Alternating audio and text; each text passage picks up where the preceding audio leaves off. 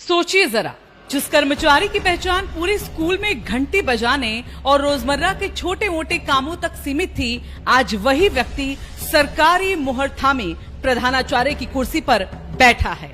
जी हाँ, हम मजाक नहीं कर रहे, ये उत्तराखंड की हकीकत है, जहां सरकारी सिस्टम की अजीबोगरीब तस्वीर अक्सर सामने आती है। जगह है पिथौरागढ़ जिले का मुनस्यारी विकास खंड। स्कूल है जीआईसी खतेड़ा और मुख्य किरदार है राजू गिरी। स्कूल के चपरासी जो अब बन गए हैं इंटर कॉलेज के प्रिंसिपल साहब। उत्तराखंड में शिक्षक लंबे समय से अपनी मांगों को लेकर आंदोलन कर रहे हैं। ना काम करेंगे, ना जिम्मेदारी लेंगे, यही ऐलान है। अब इसका असर छात्रों की पढ़ाई पर तो पड़ ही रहा है, लेकिन कभी कभी हालात ऐसे हो जाते हैं कि कानून और तर्क दोनों छुट्टी पर चले जाते हैं। जीआईसी खतेड़ा में पहले से ही स्थायी प्रधानाचार्य नहीं था। हिंदी प्रवक्ता छोटे सिंह को प्रभारी प्रिंसिपल बना के रखा गया था, मगर आंदोलन की आंच जब तेज हुई तो उन्होंने भी औपचारिक पत्र देकर कुर्सी छोड़ दी। अब सवाल उठा कि स्कूल की मोहर कौन थामेगा। एक स्थायी शिक्षक है, लेकिन वो आंदोलन में शामिल है। 5 अतिथि शिक्षक हैं, लेकिन नियम कहता है गेस्ट फैकल्टी को प्रशासनिक जिम्मेदारी नहीं दी जा सकती है। और फिर ड्रामाई अंदाज में प्रवेश हुआ चतुर्थ श्रेणी कर्मचारी राजू गिरी का।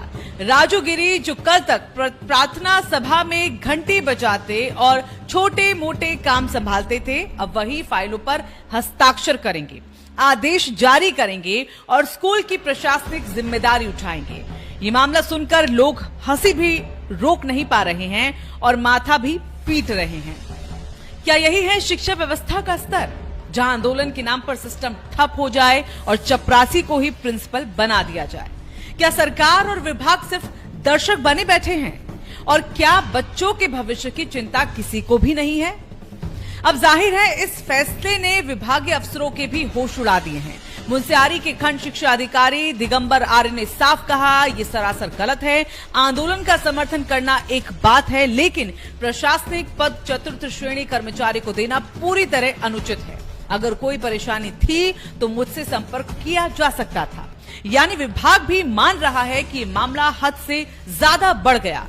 सबसे बड़ा सवाल यही है कि एक तरफ शिक्षक आंदोलन पर है, दूसरी तरफ प्रिंसिपल की कुर्सी पर बैठा है एक ऐसा कर्मचारी जिसे ना प्रशासनिक अनुभव है, ना शैक्षिक योग्यता है। ऐसे में छात्रों की पढ़ाई और उनके भविष्य का क्या होगा?